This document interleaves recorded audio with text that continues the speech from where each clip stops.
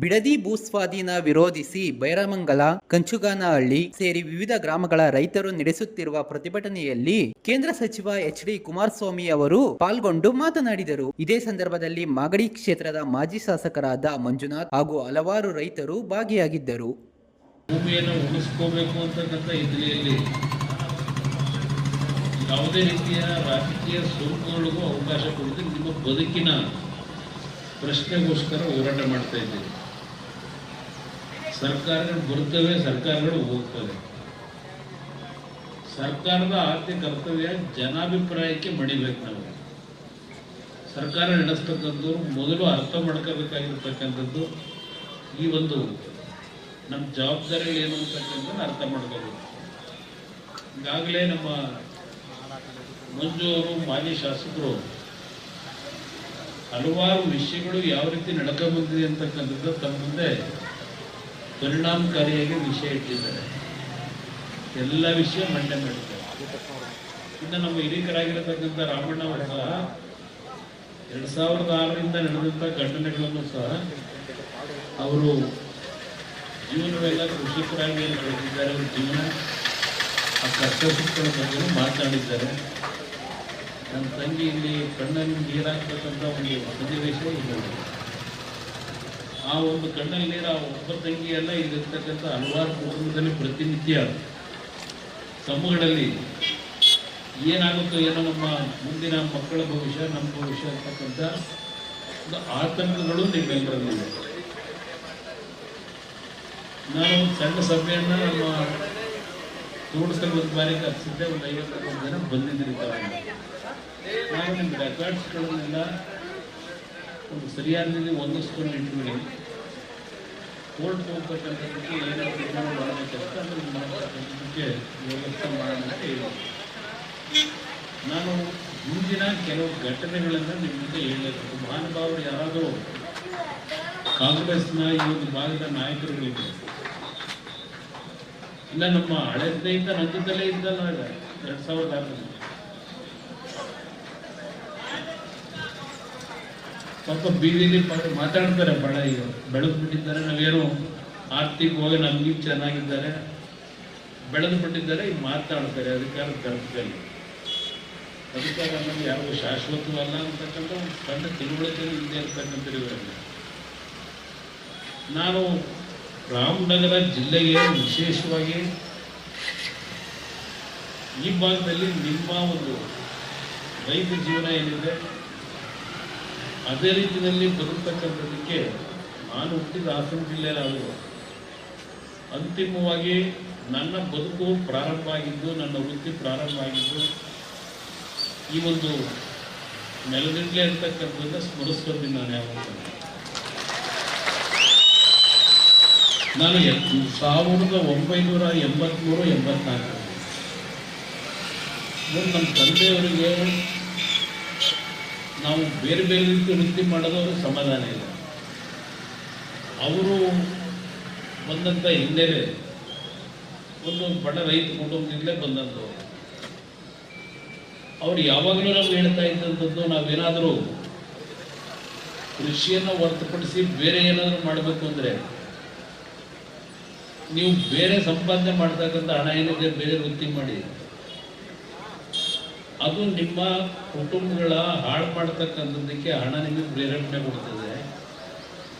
ಈ ಭೂಮಿ ನಂಬಿ ನೀವೇನು ಬದುಕ್ತೀರಿ, ಇಲ್ಲಿ ಏನು ಸಂಪಾದನೆ ಮಾಡ್ತೀರಿ, ಇದು ನಿಮ್ಮ ಕುಟುಂಬವನ್ನು ರಕ್ಷಣೆ ಕೊಟ್ಟು ಒಳ್ಳೆಯ ಬದುಕನ್ನು ಮಾಡ್ತೀರಿ ಅಂತಕ್ಕಂಥದ್ದು ಅವ್ರು ಯಾವಾಗಲೂ ನಮ್ಮ ಹತ್ರ ಹೇಳೋರು.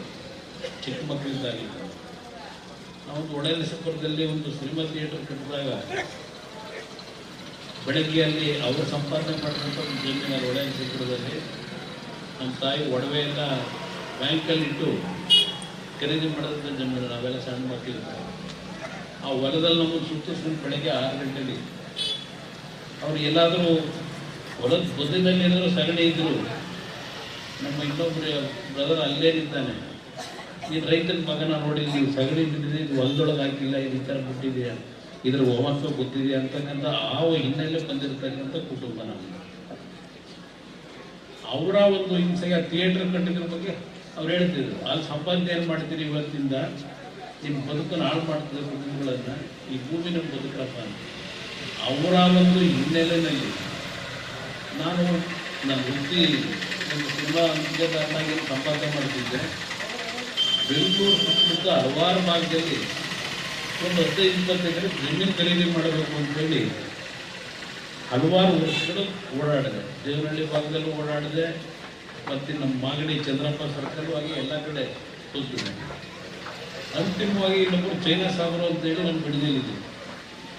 ಆ ವ್ಯಕ್ತಿ ಆ ರಸ್ತೆಯಲ್ಲಿ ನನ್ನ ಕಾರ್ ನಿಲ್ಲಿಸಿ ಭೂಮಿ ತೋರಿಸು, ನಾನಿವತ್ತೇನೋ ನಿಮ್ಮ ಜೊತೆಲಿ ಬದುಕ್ತಾ ಇದ್ದೀನಿ ಈ ಭಾಗದಲ್ಲಿ. ಆ ಭೂಮಿ ತೋರಿಸಿದಾಗ ನನಗೆ ರಸ್ತೆಯಿಂದ ಕಲ್ಮಟ್ಟಿ ಕಾಣುತ್ತೆ. ನಾನು ರೈತನಾಗಿ ಬದುಕಲಿಕ್ಕೆ ಜಮೀನು ಕೇಳ್ತಾ ಇದ್ದೀನಿ. ಚೈನಾ ಸಾಗರೆ ಇಲ್ಲಿ ನೋಡಿದೇನು ಒಳ್ಳೆ ದೊಡ್ಡ ಕಲ್ಲು ಬಂಡೆ ಇದೆ, ಕಲ್ಲು ಹೇಗೆ ನಾನು ಜಮೀನು ಮಾಡೋಕ್ಕೆ ಬಂದಿಲ್ಲ ಅಂತ ಹೇಳಿ ಇದು ಒಂದೊಂದು ಕ್ಷಣನೂ ನನ್ನ ತಲೆ ಒಳಗಿದೆ. ನಂತರ ಅದೇನೋ ಪುಣ್ಯ ಅಲ್ಲಪ್ಪ ಬರಿಯಪ್ಪ ಅಂತೇಳಿ ಹೊರ ಹೊಡ್ತಾ ಇದ್ದೆ. ನಾವು ರೈಲ್ವೆ ಗೇಟ್ ದಾಟಿ ಆ ಕಡೆ ನಡ್ಕೊಂಡು ಹೋದಾಗ ಸುಮ್ಮನೆ ಅವ್ರು ಕೇಳಿದ್ರು, ನಾವು ಬಂದರು ಪಾಪ. ಇಲ್ಲ, ಇಲ್ಲಿ ನಾವೇನು ಇಲ್ಲಿ ರಾಗಿ ಹಾಕಿ ಏನು ಬೆಳಿತೀವಿ, ಜಮೀನು ಕೊಡೋದಕ್ಕೆ ತಯಾರವ್ರೆ ಅಂತಕ್ಕಂಥದ್ದು. ಸಿಗುತ್ತೆ ಒಂದು 15 ಕೊಡ್ತಾರೆ, ಲ್ಯಾಂಡ್ ಸಿಗುತ್ತೆ. ಆ ಹಿನ್ನೆಲೆಯಲ್ಲಿ ನಾನು ಈ ಒಂದು ಭಾಗದಲ್ಲಿ ಬಂದು ಇವತ್ತು ರಾಮನಗರ ನನ್ನ ಬದುಕನ್ನು ಕಂಡುಕೊಂಡಿರ್ತಕ್ಕಂಥದ್ದು. ಅಲ್ಲಿ ನಾನು ಖರೀದಿ ಮಾಡಿದ್ದು ಇದು 46 ಎಕರೆ ಭೂಮಿ. ಆ 46 ಎಕರೆ ಭೂಮಿ ಖರೀದಿ ಮಾಡಿದಾಗಲೂ ಅಲ್ಲಿರ್ತಕ್ಕಂಥ ಬಹಳ ಜನ ಬಂದರು. ಅವತ್ತು ಇನ್ನೂ 106 ಎಕರೆ ಕೊಡೋದು ತಯಾರಾಗಿಲ್ಲ. ಕೈ ಮುಗಿತಿದ್ರಪ್ಪ, ನನಗೆ ಬೇಕಾಗಿರೋದು ನಮ್ಮ ಅಪ್ಪ ಏನು ಯಾವಾಗ ಹೇಳ್ತಾರೆ ಅವರಿಗೆ ಒಂದು ನೆಮ್ಮದಿ ತರಕ್ಕೋಸ್ಕರ ಭೂಮಿ ಖರೀದಿ ಮಾಡ್ತಿದ್ದೀನಿ. ನಾನು 106 ಎಕರೆ ತಗೊಂಡು ನಾನೇನು ಮಾಡಿಲ್ಲ. ಈಗ ನೀವೇನು ಕೊಟ್ಟಿದ್ದೀವಿ ಇದೇ ಸಾಕು, ನನಗೆ ದಯವಿಟ್ಟು ಬೇಡಪ್ಪ ಅಂತ ಹೇಳಿ ಮತ್ತು ನಾನು ಭೂಮಿ ಖರೀದಿ ಮಾಡೋಕ್ಕೆ ಹೋಗಲಿಲ್ಲ.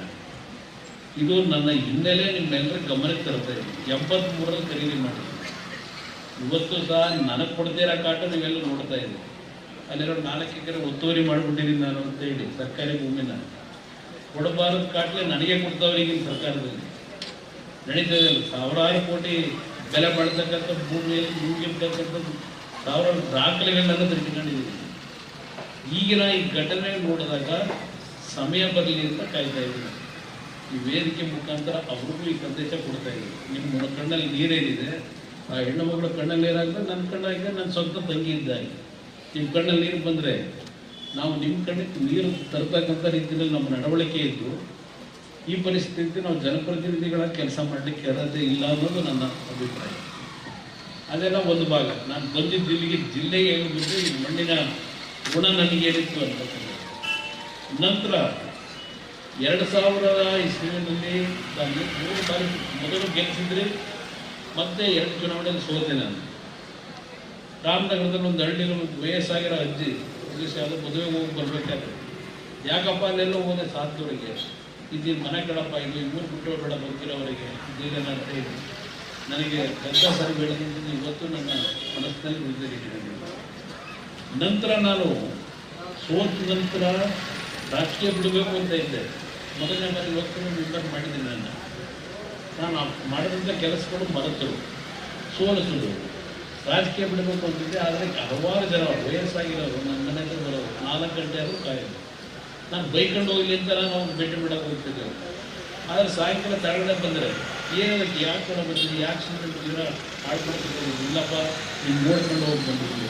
ಆ ಪ್ರೀತಿ ಈ ಜಿಲ್ಲೆ ಜನ ನನಗೆ ತೋರಿಸ್ತೀನಿ. ನಾನು ಬದುಕಿದ್ರೆ ಇವತ್ತು ಅಂಥ ಒಂದು ಹಿರೀಕರಿಂದ ಬದುಕಿದ್ದೀನಿ. ನಂತರ ಮದುವೆಗಳಿಗೆ ಬರೋದಲ್ಲ, ನಿಮ್ಗೆ ಒಂದು ನೆನಪಿಸ್ಕೊಡ್ತೀನಿ. ನಮ್ಮ ಹಿರಿಯರಿದ್ದರೆ ಈಗಿನ ಯುವಕರಿಗೆ ಗೊತ್ತಿಲ್ಲ ಅಂತ ಕಾಣುತ್ತೆ ತುಂಬ ಜನಗಳಿಗೆ. ನಾನು ದಿನಕ್ಕೆ 30-40 ಮದುವೆ ರಾಮನಗರ, ಚನ್ನಪಟ್ಟಣ, ಮಾಗಡಿ, ಅಲ್ಲಿಂದ ಸಾತೂರು, ಮಂಡ್ಯ ಜಿಲ್ಲೆಯಲ್ಲೆಲ್ಲ ಪ್ರವಾಸ ಮಾಡಿದೆ.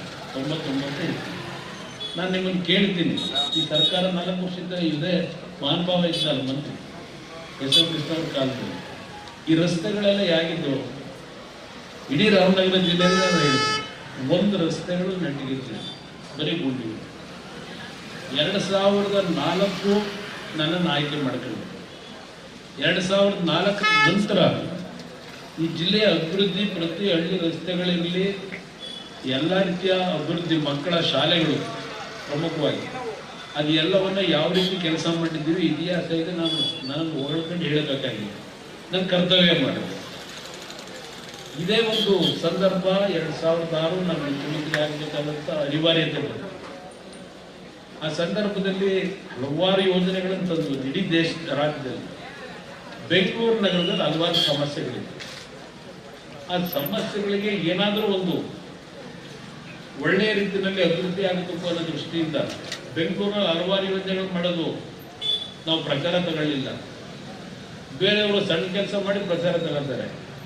ನಮ್ಮನ್ನು ಯಾವ ರೀತಿ ಬೆಂಗಳೂರು ಜನ ತಿಳ್ಕೊಂಡಿದ್ದಾರೆ ಅಂದರೆ, ನಾವು ಬರೀ ರೈತರ ಪರ, ಹಳ್ಳಿಗಳ ಪರ, ಹಳ್ಳಿಗಳಿಗೆ ಕೆಲಸ ಮಾಡ್ತೀವಿ, ನಗರ ಪ್ರದೇಶದವರಿಗೆ ಇವರು ಏನು ಚಿಂತನೆಯೇ ಇಟ್ಟುಕೊಂಡಿಲ್ಲ ಅಂತಕ್ಕಂಥದ್ದು ಅವರ ಭಾವನೆ. ಬೆಂಗಳೂರು ಏನಾದರೂ ಅಭಿವೃದ್ಧಿ ಕಂಡಿದ್ರೆ ನೀವು ಬೆಳೆಸಿರೋ ನಿಮ್ಮ ಮನೆ ಮಗನಿಂದ ಅಂತಕ್ಕಂಥದ್ದನ್ನು ನೀವು ತಿಳ್ಕೊಬೇಕು. ಬೆಂಗಳೂರಿನ ಮೆಟ್ರೋ ಪ್ರಾಜೆಕ್ಟ್ ಪಾಪ ಈಗೆಲ್ಲ ಇದೇನೋ ನೋಡಿದೆ, ಮೆಟ್ರೋ ಪ್ರಾಜೆಕ್ಟ್ ಇದೆಲ್ಲ ಹಾಕೊಂಡೋಗಿದೆ.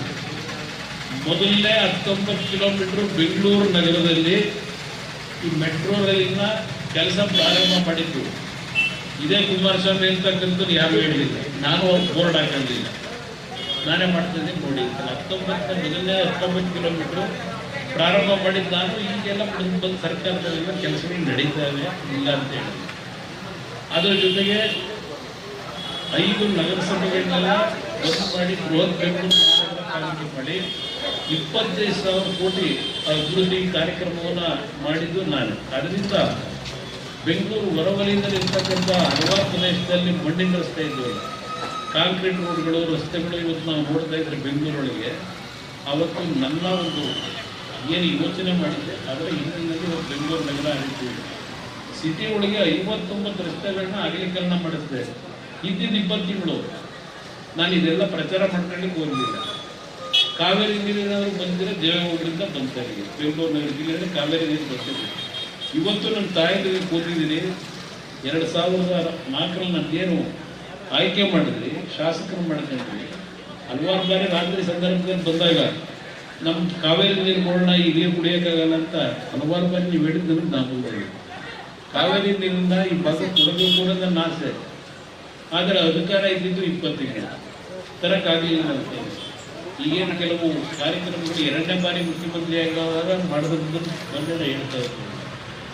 ಇದು ಹಿಂದೆನೇ ನಿಮ್ಗೆ ಯಾಕೆ ಹೇಳ್ತೀನಿ ಅಂದರೆ, ನೀವು ನನ್ನನ್ನು ನಂಬಿ ಏನು ಶಾಸಕರು ಮಾಡ್ತಿದ್ರು, ಈ ಬೆಂಗಳೂರಿನ ಒಂದು ಒತ್ತಡ ಇದೆಲ್ಲ ಒಂದು ಸರಿಪಡಿಸಬೇಕು ಅಂತ ಹೇಳಿ ಬೆಂಗಳೂರಿನ ಹೊರವಲಯದಲ್ಲಿ 30 ಕಿಲೋಮೀಟರ್ ವ್ಯಾಪ್ತಿನಲ್ಲಿ ಒಂದು 5 ಭಾಗದಲ್ಲಿ ಈ ಉಪನಗರಗಳನ್ನು ಮಾಡಬೇಕು ಅಂತಕ್ಕಂಥ ಒಂದು ಯೋಜನೆ ಸಿದ್ಧ ಮಾಡಬೇಕು. ಅದರಲ್ಲಿ ಪ್ರಾರಂಭಿಕ ಹಂತದಲ್ಲಿ ನಮ್ಮ ಬಿಡದಿ ಭಾಗದಲ್ಲಿ ಈ ಭಾಗದಲ್ಲೇ ಮಾಡಬೇಕು ಅಂತಕ್ಕಂಥದ್ದು. ಏಕೆಂದರೆ ಆ ಸಂದರ್ಭದಲ್ಲಿ ಬಹುಶಃ ನಮ್ಮ ಭೂಮಿ ಬೆಲೆ 50,000 1 ಲಕ್ಷ ಒಳಗಿದೆ. ಅದರ ಮೇಲೆ ಏನಿಲ್ಲ, ಬೆಳೆನೂ ಸಹ ಒಂದು ರಾಗಿ ಬೆಳೆ ಬೆಳೆಗಳಲ್ಲಿ ಈಗ ರೊಕ್ಕೀರಲ್ಲಿ ಏನು ಬೆಳೆಯಕ್ಕೆ ಸಾಧ್ಯ ಬೆಳೀತಾ ಇದೆ. ಈ ತೀರ್ಮಾನ ಮಾಡಿದಾಗ ಈ ಯೋಜನೆ ತರಬೇಕು ಅಂತ ಹೇಳಿ ನಾನು ಹೊರಟಾಗ ನಮ್ಮ ಹಳ್ಳಿ ಕಾಯಂದರು ಬಹಳ ಜನ ಬಂದ್ರಿ. ಕೃಷ್ಣಾಕತೆ ಮುಖ್ಯಮಂತ್ರಿಯ ಕಚೇರಿ ಏನಿದೆ, ನಾನು ನಿಮ್ಮನ್ನು ಬೀದಿ ನಿಲ್ಲಿಸಿ ಇಲ್ಲೆಲ್ಲ ಬಂದು ಮಾತಾಡಿ ನಿಮ್ಮನ್ನ ಈಗಿನ ಆ ದೌಲತ್ತು ದಬ್ಬಾಳಿಕೆ ಮಾತಾಡೋದಿಲ್ಲ. ನಮ್ಮ ರೈತರ ಬಗ್ಗೆ ಅಗೌರವ ನಡೆಸ್ಕೊಂಡ್ರೆ ಟಿವಿಗಳಲ್ಲಿ ನೋಡಿದ್ದೀನಿ. ಆ ರೀತಿ ನನ್ನ ಜೀವನ ಯಾವತ್ತೂ ಮಾಡಿಲ್ಲ. ನಾನು ವಿಧಾನಸಭೆ ನಮ್ಮ ಕೃಷ್ಣ ಕಚೇರಿಗೆ ನಿಮ್ಮನ್ನೆಲ್ಲ ಕರೆಸಿಕೊಂಡು, ಆಗ ನಮ್ಮ ದಿವಂಗತ ರಾಮಯ್ಯನವರು ಇದ್ದರು, ಹೊನ್ನಪ್ಪನವರು ಇದ್ದರು, ಅವರೆಲ್ಲ ಇದ್ದರು. ಅವರು ಸಹಾಯನ ಬಂದರು. ನಾನು 3 ಸಭೆ ಮಾಡಿದೆ ಕೃಷ್ಣ ಕಚೇರಿಯಲ್ಲಿ.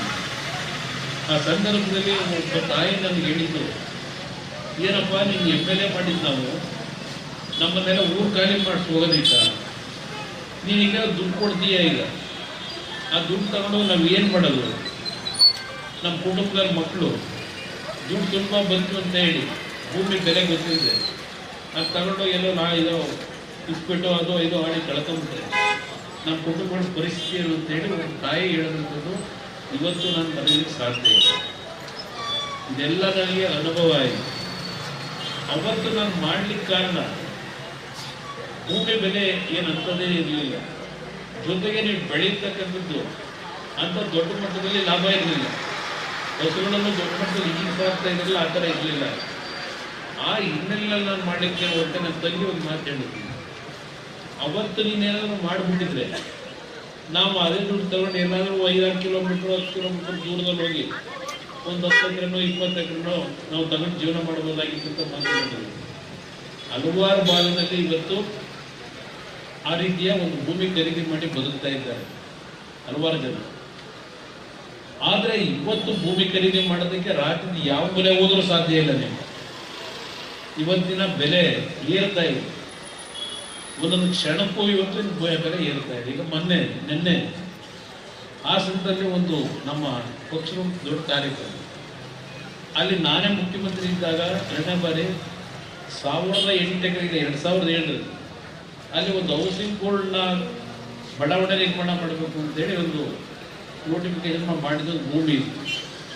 ಅಲ್ಲಿ ಸಭೆ ಮಾಡಬೇಕು ಅಂತೇಳಿ ಆ ಜಾಗದಲ್ಲಿ ಸಭೆ ಮಾಡೋದು ನೆನೆ ದಿನ ಆ ಸಭೆ ಮಾಡ್ತಕ್ಕಂಥ ನಿರ್ಧಾರ ನಮ್ಮ ಪಕ್ಷ ಮಾಡಿದ ಮೇಲೆ ಅಲ್ಲಿ ಕೇವಲ 2 ದಿವಸದಲ್ಲಿ 100 ರೂಪಾಯಿ ಸ್ಕ್ವೇರ್ ಫೀಟ್ಗೆ ಜಾಸ್ತಿ ಆಗಿದೆ. ಈಗ ನೆನ್ನೆ ಸಾಯಂಕಾಲ ಅಲ್ಲಿ ಹೇಳ್ತಾ ಇದ್ರು ಅಲ್ಲಿ ಆ ಭಾಗದ ಜನ, ನೀವು ಬಂದು ಸಭೆ ಮಾಡಿದ್ದು ಇನ್ನೊಂದು 300 ರೂಪಾಯಿ ನಮಗೀಗ ಸ್ಕ್ವೇರ್ ಫೀಟಿಗೆ ಜಾಸ್ತಿ ಆಗ್ತದೆ. ಇವತ್ತು ನಿಮ್ಮ ಭೂಮಿಯ ಬಗ್ಗೆ ನಿಮ್ಗೆ ಇರ್ತಕ್ಕಂಥ ನಮ್ಮ ಭೂಮಿ ನಮ್ಮ ಇದು ಹಕ್ಕು ಅಂತ ಹೇಳ್ತಾ ಇದ್ದೀವಿ. 100% ಸತ್ಯ ಇದೆ. ಇವತ್ತು ನಾನು ಶಿವಕುಮಾರ್ ಅವರು ಹೇಳ್ತೇನೆ, ನಿಮಗೇನಾದರೂ ನಿಜಕ್ಕೂ ರೈತರ ಬದುಕಿನ ಬಗ್ಗೆ ಗೌರವ ಇದ್ದರೆ, ರೈತರು ಬದುಕಬೇಕು ಅನ್ನೋದಿದ್ದರೆ, ಇಲ್ಲಿ ಈಗಲ್ತನಲ್ಲಿ ಮಾಡಿದೆಯಲ್ಲಪ್ಪ ನೀನೆ ಖರಾಬ್ ಲ್ಯಾಂಡ್ನ ಏನೋ ಒಂದು ಎಷ್ಟು 70 ಎಕರೆ 70 ಎಕರೆಗೆ ಇವತ್ತಲ್ಲಿ 938 ಕೋಟಿ ಕಟ್ಟು ಅಂತೇಳಿ ಸರ್ಕಾರದ ಕ್ಯಾಬಿನೆಟ್ ತೀರ್ಮಾನ ಮಾಡಿದೆ. ಇದೇ ಸಿದ್ದರಾಮಯ್ಯ ಮುಖ್ಯಮಂತ್ರಿ, ಕಾಗೋಡು ತಿಮ್ಮಪ್ಪ ಕಂದಾಯ ಸಚಿವ, ಇವರು ಎಂತ minister, electricity minister, power minister, ಇವರೇ ಫಿಕ್ಸ್ ಮಾಡಿರೋದು. ಈಗ ಅಲ್ಲಿ ಪಕ್ಕದಲ್ಲಿ ಯಾವುದೋ ನಿಮ್ಮ ಈಗಂಟನಲ್ಲಿ ಎಕರೆಗೆ 13 ಕೋಟಿ ಫಿಕ್ಸ್ ಮಾಡೋರೆ. ಈಗ ಇಲ್ಲಿಗೆ ಎಷ್ಟು ಕೊಡ್ತಾರೆ? 2 ಕೋಟಿ 42, 2 ಕೋಟಿ 22 ಅದೆಲ್ಲ ನೋಡಿದೆ ನೋಟಿಫಿಕೇಶನ್. ನಾನು ಜಿಲ್ಲಾಧಿಕಾರಿಗಳಿಗೆ ಈ ಸಭೆಯ ಮುಖಾಂತರ ಒಂದು ಸಂದೇಶ ಕೊಡ್ತೀನಿ. ಯಾಕೆಂದ್ರೆ ಫೋನ್ ತೆಗೆಯಲ್ಲ ಇವ್ರು ಯಾರು. ಈಗ ಕುಮಾರಣ್ಣನ ಫೋನ್ ಅಂತಂದ್ರೆ ನಂಬರ್ ನೋಡ್ಬಿಟ್ಟೆ ಫೋನ್ ತೆಗೆಯಲ್ಲ, ಆ ರೀತಿ ಇದ್ದಾರೆ.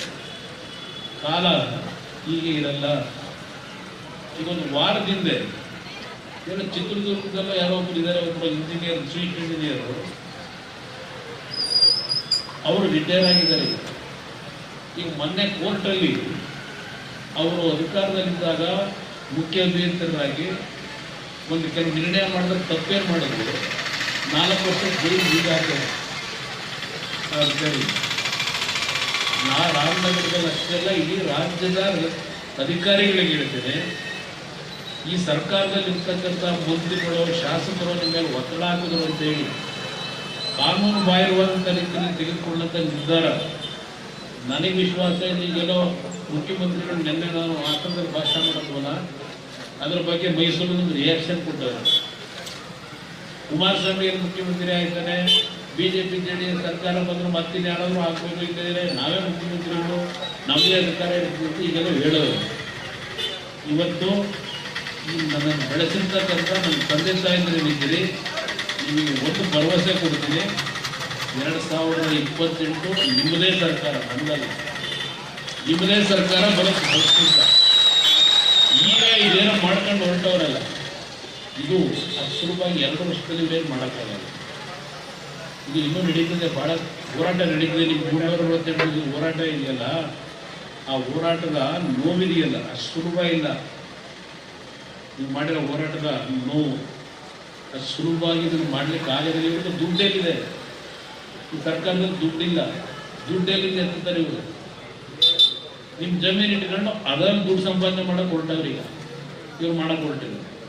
ಅವತ್ತು ನಾನು 2006ರಲ್ಲಿ ನೀವೆಲ್ಲ ಒಪ್ಪಿಗೆ ಕೊಟ್ಟಿದ್ರೆ 60,000 ಕೋಟಿ ಈ ಒಂದು ಡೆವಲಪ್ಮೆಂಟಿಗೆ ನಾನು ಮಾಡಬೇಕು ಅಂತಕ್ಕಂಥ ಯೋಜನೆ ಸಿದ್ಧ ಮಾಡಿದ್ದು. ಶಿವಕುಮಾರ್ ಜೊತೆ ನಾನು ಚರ್ಚೆ ಮಾಡೋದು ಅನಾವಶ್ಯಕ. ಆ ವ್ಯಕ್ತಿಗೂ ನನಗೂ ಹೋಲಿಕೆ ನಾನು ಮಾಡ್ಕೊಳ್ಳೋಕೆ ಸಿದ್ಧ ಇದೆ. ನಾನು ಬಂದಿದ್ದೇ ಬೇರೆ, ನಮ್ಮ ಜೀವನವೇ ಬೇರೆ. ಅವ್ರ ಥರ ಕಲ್ಮಂಡ ಹೊಡೆದು ಕನಕಪುರ ಇದೆಲ್ಲ ಖಾಲಿ ಮಾಡಿ ಏನೇನು ಮಾಡ್ಕೊಂಡವ್ರೆ. ಅವ್ರ ಜೀವನ ನಾವು ಮಾಡಿದ್ದೀವ? ನನಗೆ ರಾಜಕಾರಣಕ್ಕೆ ಬರೋದಕ್ಕಿಂತ ಮುಂಚೆ ಸಂಪಾದನೆ ಮಾಡೋಕ್ಕೆ ಹೋಗಿ ಅದು ಹೊರತುಪಡಿಸಿ ನಾನು ಯಾವುದೇ ಮತ್ತೆ ಅಧಿಕಾರದಲ್ಲಿ ಏನಿದ್ರೆ ಇದ್ದಂಥ ಸಣ್ಣ ಅವಧಿ ಇರ್ಬೋದು, ಮನಸ್ಸು ಮಾಡಿದರೆ ಅವ್ರ ಅಪ್ಪನಂಗೆ ಮಾಡೋದು. ಅವ್ರ ಅಪ್ಪೇನೂ ಇರಲಿಲ್ಲ, ಅವ್ರ ಅಪ್ಪನ ಜೊತೆನೂ ಅಳಿತಾ ಇದ್ದಾರೆ ಗಂಡ ಬೀಜ. ಅವ್ರ ಅಪ್ಪನ ಹೋಲ್ಕೊಂಡು ಮಾಡ್ಕೊಳಕ್ಕೆ ಹೋಗಲ್ಲ, ಏನು ಬೇಕಾದ್ರೂ ಮಾಡ್ಕೋಬೋದಾಗಿತ್ತು. ನಾನು 5ನೇ ಬಾರಿ ನಾನು ಸಾವಿನ ಹಂಚಿಗೆ ಹೋಗಿ ಹೊರಗೆ ಬಂದಿರೋದು. 5ನೇ ಬಾರಿ. ಇವತ್ತಿನ ಮುಂದೆ ನಾನು ಇರೋಕ್ಕೆ ಸಾಧ್ಯ ಇರಲಿಲ್ಲ. ಇವತ್ತು ನಾನು ನಿಂತಿಲ್ಲಿ ಮಾತಾಡ್ತಾ ಇದ್ರೆ ಹಲವಾರು ಹಿರಿಯರೇ ನಿಂತಿರಿ, ನನ್ನ ತಾಯಂದ್ರೆ ನಿಂತಿರಿ. ನಾನು ಆ 20 ತಿಂಗಳು ಮುಖ್ಯಮಂತ್ರಿ ಆಗಿದ್ದಾಗ ಕೈಲಾದ ಮಟ್ಟಿಗೆ ಏನು ಸಹಾಯ ಮಾಡಿದ್ದೇನೆ. ಅಂಗವಿಕಲರಿದ್ದಾರೆ, ವಿಕಲಚೇತನರು, ಅವರ ಒಂದು ಆರೈಕೆಯಲ್ಲಿ ಇವತ್ತು ಉಳ್ಕೊಂಡಿದ್ದೀನಿ. ನಾನು ದೇವರ ಅನುಗ್ರಹ ನೋಡಿದ್ದೀನಿ. ನನಗೆ ನಾಟಕೀಯವಾಗಿ ನಿಮ್ಮ ಮುಂದೆ ಏನು ಹೇಳ್ತೀನಿ. ನಾನು ಇವತ್ತು ನಿಮ್ಮ ಮುಂದೆ ಮಾತಾಡ್ತಾ ಇದ್ರೆ ಯಾವುದೋ ನನ್ನಿಂದ ದೇವರು ಒಳ್ಳೆ ಕೆಲಸ ಮಾಡಲಿಕ್ಕೆ ನನ್ನ ಆಯುಷ್ಯನ ಉಳಿಸೋದನ್ನೇ ಇದು ನಾನು ಅನ್ಕೊಂಡಿದ್ದೀನಿ. ಒಂದು ನೀವು ಭರವಸೆ ಕೊಡ್ತೀನಿ, ನಿಮ್ಮ 1 ಇಂಚು ಭೂಮಿನ ಈ ಸರ್ಕಾರ ತಗೊಳ್ಳೋಕೆ ಸಾಧ್ಯ ಆಗದ ಹಾಗೆ ನಿಮ್ಮ ಜೊತೆಲಿ ಇಲ್ಲ ನನ್ನ ಜವಾಬ್ದಾರಿ. ನನ್ನ ಮೇಲೆ ಯಾವ ಅನುಮಾನ ಇಟ್ಕೋಬೇಡಿ. ನಾನು ಜನಗಳ ಅಭಿಪ್ರಾಯಕ್ಕೆ ತಲೆಬಾಗಿ ಕೆಲಸ ಮಾಡೋದು. ನನಗೆ ಬೇಕಾಗಿರೋದು ಜನಗಳ ಪ್ರೀತಿ.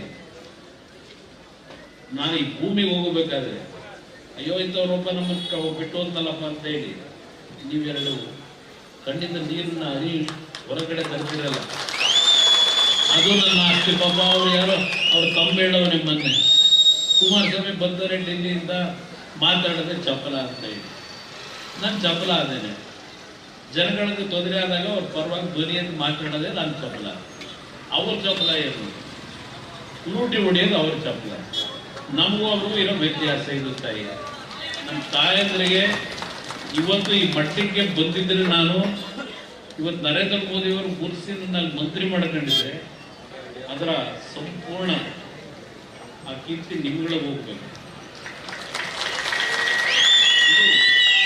ನನ್ನ ಹೃದಯದಲ್ಲಿ ಇಟ್ಕೊಂಡಿದ್ದೆ. ಯಾವುದೇ ಕಾರಣಕ್ಕೂ ಕೆಟ್ಟ ಹೆಸರು ತಗೊಂಡು ನಾನು ಹೋಗ್ಲಿಕ್ಕೆ ಸಿದ್ಧ ಇಲ್ಲ.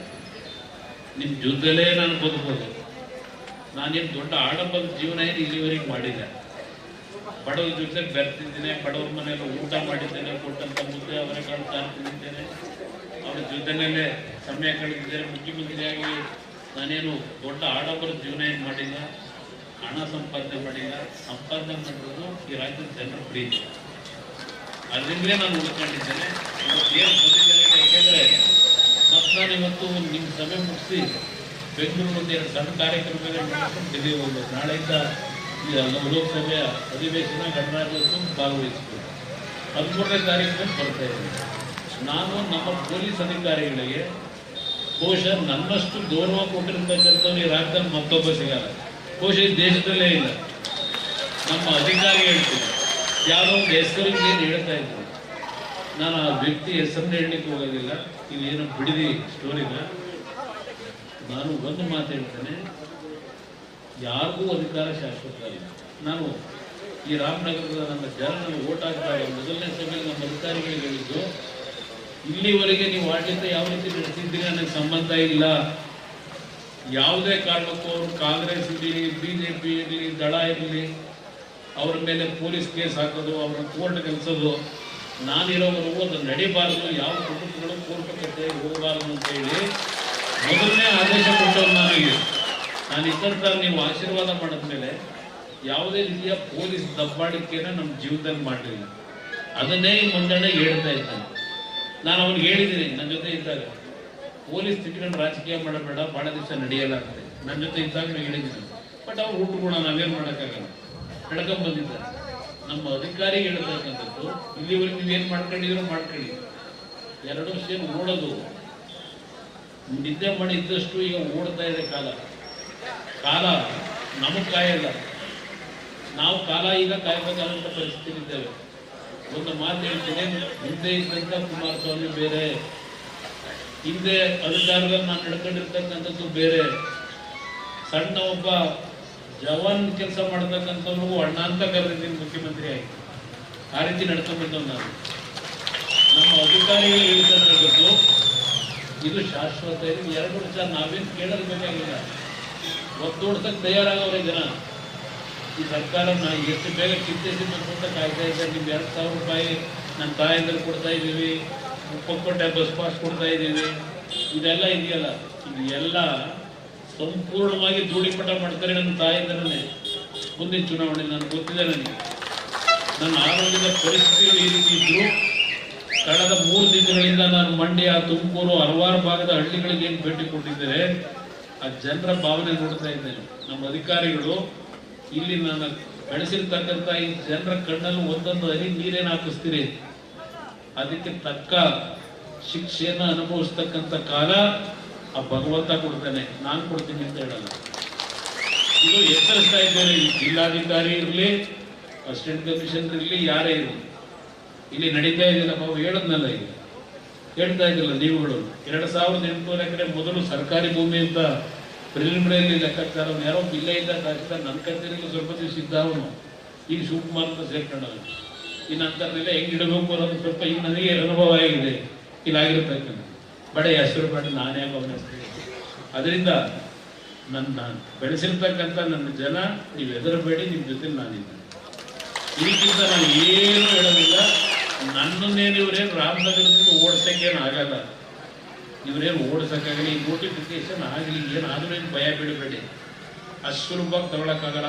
ಒಂದು, ನಾನು ಕಾಂಗ್ರೆಸ್ನರೇ ಇರಲಿ, ಅವ್ರ ನಂಬಿಕೆ ಬರ್ಕೊಟ್ಟಿದ್ದಿರಲ್ಲ ರುಜು, ಅದು ಯಾವುದನ್ನು ಇವತ್ತು ಒಪ್ಪಿಗೆ ಕೊಡಬೇಡಿ.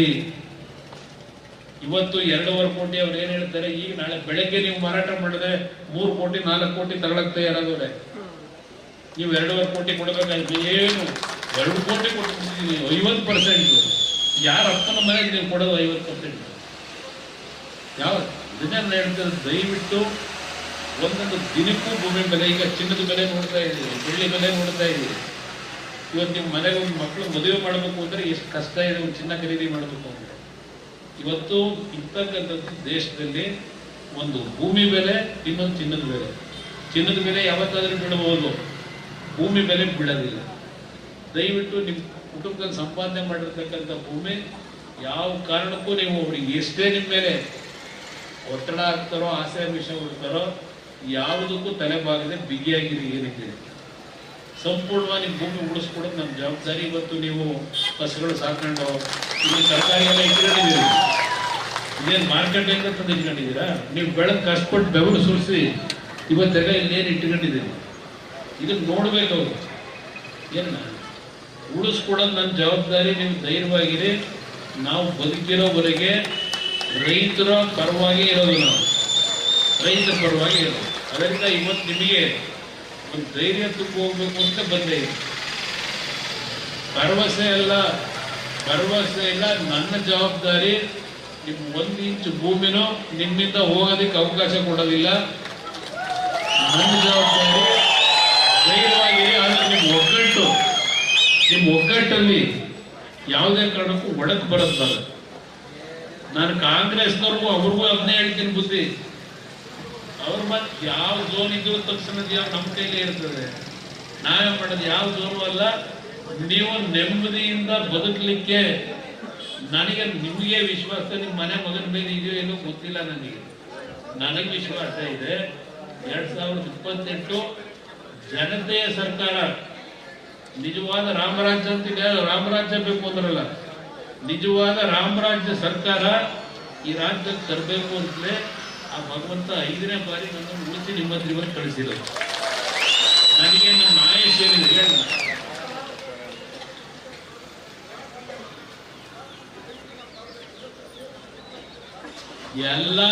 ಎಲ್ಲ ನಿಮ್ಮ ಆಸೆಗಳೇನಿದೆ, ನಿಮ್ಮ ಆಸೆಗಳು ನೆರವೇರಿಸಿ. ಯಾಕೆಂದ್ರೆ ಒಂದು ಮಾತು ಹೇಳ್ತೀನಿ ನಾನು ಹೇಳದ್ನಲ್ಲ, 1973ಕ್ಕೆ ಬಂದೇ ಇದೆ. ಅವತ್ತು ನಾನು ಭೂಮಿ ಖರೀದಿ ಮಾಡಿದ್ದು 8,000 ರೂಪಾಯಿ, 2083. ಇವತ್ತು ಅಲ್ಲಿ ನಾವು ಖರೀದಿ ಮಾಡಬೇಕಂದ್ರೆ 4 ಕೋಟಿ ಐತಿ. ಅವತ್ತು ನಾನು ಭೂಮಿ ಖರೀದಿ ಮಾಡಿದ್ದು ಆ 44 ಎಕರೆನ ಕೇವಲ 4.5 ಲಕ್ಷಕ್ಕೆ. ಅದಾದ್ಮೇಲೆ ಒಂದು 5 ವರ್ಷಕ್ಕೆ ಒಂದು ಸಣ್ಣ ಪೀಸ್ ತಗೊಂಡೆ, 3 ಎಕರೆ. ಅದು ಒಂದಕ್ಕೆ 4 ಲಕ್ಷ ಕೊಟ್ಟೆ. ಈಗ ನನ್ನ ಮೇಲೆ ದಾಳಿ ನಡೆಸ್ತಾವ್ರಲ್ಲ ಈ ಸರ್ಕಾರದಲ್ಲಿ SIT ರಚನೆ ಮಾಡಿ ಇದನ್ನು 4 ಎಕರೆ ಒತ್ತುವರಿ ಮಾಡಿದ್ದೀನಿ ಅಂತ. ಇವತ್ತು ನಾನು ಖರ್ಚು ಮಾಡಿರೋದು ಆ ಜಮೀನು ಉಳಿಸ್ಕೊಳ್ಳೋಕ್ಕೆ ಅದು ಎಷ್ಟಾಗಿದೆ ಅಂತ ಅನ್ನೋದು ಬೇಡ. ಇದು ಸಾರ್ವಜನಿಕವಾಗಿ ನಮ್ಮ ಪರಿಸ್ಥಿತಿ, ಆ ಜಮೀನು 4.5 ಲಕ್ಷ ಖರೀದಿ ಮಾಡಿ ಇವತ್ತು ಆ ಜಮೀನು ಉಳಿಸ್ಕೊಳ್ಳೋಕೆ ಕೋಟ್ಯಾಂತರ ರೂಪಾಯಿ ಖರ್ಚು ಮಾಡಬೇಕಾದ ಪರಿಸ್ಥಿತಿ. ಇದು ಭೂಮಿ ಬೆಲೆ ಏನಿದೆ ಅನ್ನೋದನ್ನು ಅರ್ಥ ಮಾಡ್ಕೊಂಡಿದ್ದೇನೆ. ನಿಮಗೆ ಹೀರಿಗೆ ತಯಾರಾಗಿದೆ, ನಿಮ್ಮನ್ನು ಹಾಳು ಮಾಡಲಿಕ್ಕೆ ತಯಾರಾಗಿಲ್ಲ. ಇದ್ರ ವ್ಯಾಲ್ಯೂ ಗೊತ್ತು ನನಗೆ, ಮೌಲ್ಯ. ಅದರಿಂದ ಯಾವುದೇ ಕಾರಣಕ್ಕೂ ನಾನು ಕಾಂಗ್ರೆಸ್ನ ಮಹಾನುಭಾವರುಗಳು ಅವರಲ್ಲ, ಈಗೇನು ಕೆಲವು ಸೈನ್ ಹಾಕೊಟ್ಟು ಅವರ ಒತ್ತಾಯಕ್ಕೆ ಅವ್ರಿಗೂ ಬುದ್ಧಿ ಹೇಳ್ತೀನಿ. ಮನೆ ಹಾಳು ಮಾಡ್ಕೊಂಬೇಡಿ, ಬಿಗಿಯಾಗಿರಿ. ಏನಣ್ಣ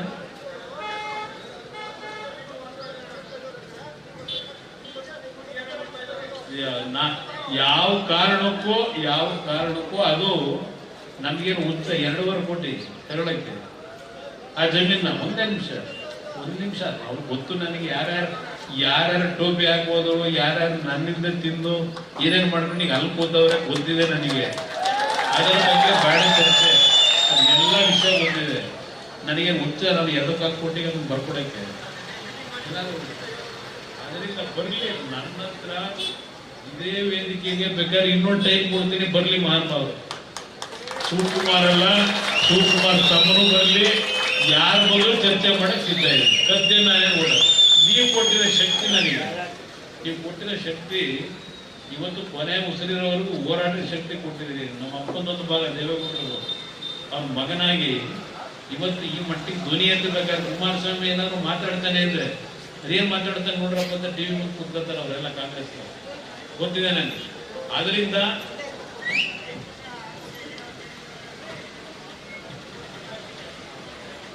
ಈಗ ಸ್ವಲ್ಪ ಇದರ ಸೆಟೇಟ್ ಆಗೋವರೆಗೂ ಕಷ್ಟ. ಈಗ ಯಾಕೆಂದ್ರೆ ಇವ್ರೇನು ಪ್ರೀಮಿಯರ್ ನೋಟಿಫಿಕೇಶನ್ ಕೊಟ್ಟವ್ರಣ್ಣ. ಈಗ 5 ಎಕರೆ 5 ಗುಂಟೆ 10 ಗುಂಟೆ ಇದ್ದ ಮಾಡೋದು, ಅದು ಸ್ವಲ್ಪ ಟ್ರೈನ್ ಕೊಡಿ, ಸರಿಪಡಿಸೋಣ. ಅವ್ರು ಗೊತ್ತಿದೆ, ನಾನು ಅವ್ರು ಏನೇನು ಮಾಡ್ತಾರೆ ಎಲ್ಲ ಗೊತ್ತಣ್ಣ. ಮನೆ ಆಡೋರು ಅವ್ರೇನು ಮನೆ ಉದ್ಧಾರ ಮಾಡಬೇಕು ಅನ್ನೋರಲ್ಲ, ಮನೆ ಆಡೋರು. ಅವ್ರ ಮಾತು ನಂಬೇಡಿ. ಇದು ದಯವಿಟ್ಟು 1 ನಿಮಿಷ. ಇದು ಯಾತಕ್ಕೆ ಅಂದ್ರೆ ನನಗೆ ಈ ವಿಷಯವೇ ಗೊತ್ತಿರಲಿಲ್ಲ. ಇದೆಲ್ಲ ನೀವು ಕೇಳೋರಣ್ಣ. ಇದು ಈ ಪತ್ರ ತೋರಿಸ್ತಾರಲ್ಲ, ಇದು ಏನ್ ಹೇಳ್ತಾ ಇದ್ರಲ್ಲ ಪಾಪ ಅವಳಿಗೂ ಗೊತ್ತಿಲ್ಲ. ಅದನ್ನು ಗೊತ್ತಾಯ ಹಾಕಿ ಅವಳ ಹತ್ರ ಆಗ ಅದು ಎಷ್ಟು ದುಡ್ಡು ಕೊಟ್ಟವ್ರೆ ಅನ್ನೋದು ಗೊತ್ತು ನನಗೆ. ತಗೊಂಡೋಗೋರು ಅವಳ ಹತ್ರ ಇಲ್ಲೊಂದು ಒಳ್ಳೆ 20-25 ಎಕರೆ ಮಾಡ್ಕೊಳಕ್ಕೆ ಅಂತ. ನನಗೆ ಇದು ಜಮೀನು ತಗೊಂಡಿರೋದು ಗೊತ್ತಿಲ್ಲ. ದೇವರನ್ನ ಹೇಳ್ತೀನಿ, ದೇವರ ಸಮಾನ ನನಗೆ. ಈ ಭೂಮಿ ನಾನು ಮಾಡೋದಾಗಿದ್ರೆ 1000 ಎಕರೆ ಮಾಡ್ದಂಗಾಗಿತ್ತು. ನನಗಿದ್ದಂಥ ಅವಕಾಶ ಇದೆ. ನಾನು 1 ಇಂಚು ಭೂಮಿ ನಾನು ರಾಜಕೀಯ ಭೂಮಿ ಎಲ್ಲೂ ಸಹ ಮಾಡೋಕ್ಕೆ ಹೋಗಿಲ್ಲ. ಇದು ನನ್ನ ಗಮನಕ್ಕೆ ಬರುತ್ತೆ. ಇನ್ನೊಂದು ನಮ್ಮ ಹೊಸೂರು ಆಯದಲ್ಲೇನೋ 38 ಎಕರೆ ತಗೊಂಡಿರೋದು, 38-36 ಎಕರೆನೋ ಇರೋದು. ಅದರಲ್ಲೂ ಭಾಳ ದೋಖ ಆಗ್ತದೆ. ಅದೆಲ್ಲ ರೈತ ಆಂಧ್ರದಾರೆ ಯಾರೋ ಈಗ ಅಲ್ಲವಲ್ಲ, ಈಗ ರೈಟ್ ಹ್ಯಾಂಡ್ ಆಗಿ ನನ್ನ ಹತ್ರಲ್ಲೇ ಬೆಳೆದು ಈಗೆಲ್ಲ ಅಲ್ಲಿ ಭಾಳ ದೊಡ್ಡದಾಗಿ ನಡೆಸ್ತಾವನೆ. ಅಲ್ಲಿ ಎಷ್ಟೆಷ್ಟು ಹೊಡೆದ್ರು ಅದು ಬೇರೆ ವಿಷಯ.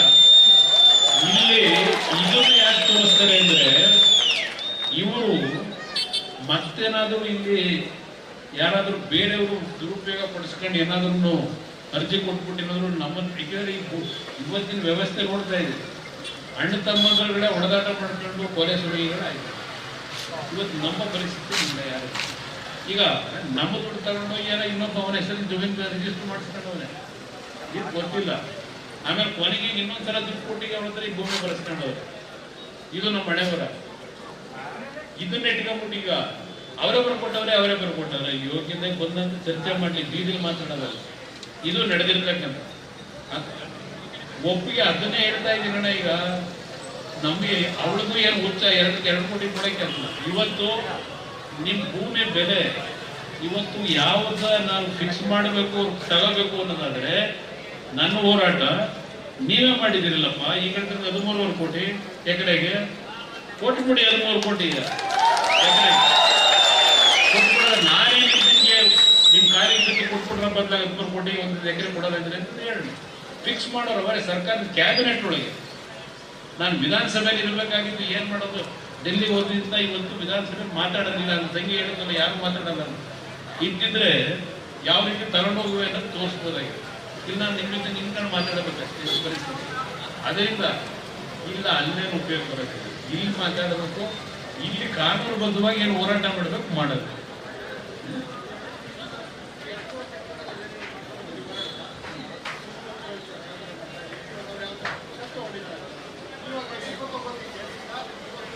ಮಾಡಲಿ, ಅದಾದ ಮೇಲೆ ನಾವು ಕೋರ್ಟ್ಗೆ ಹೋಗ್ಬೇಕಾಗಿದೆ.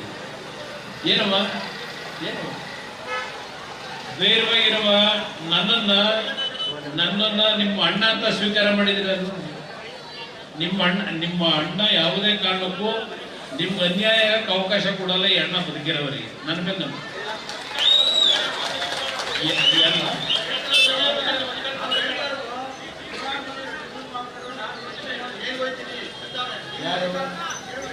ಈಗ ನಿಮಗೆ ಯಾವ ಝೋನ್ ಬೇಕು ಹೇಳಿ. ಈಗ ಏನೋ ರೆಡ್ ಝೋನ್ ತೆಗಿಬೇಕು ಅಂದ್ರಲ್ಲ, ನಿಮಗೆ ಯಾವ ಝೋನ್ ಬೇಕು ಹೇಳಿ ಮಾಡ್ಕೊಡೋದು ನನ್ನ ಜವಾಬ್ದಾರಿ ತಲೆಗೆ ಇರ್ತದೆ.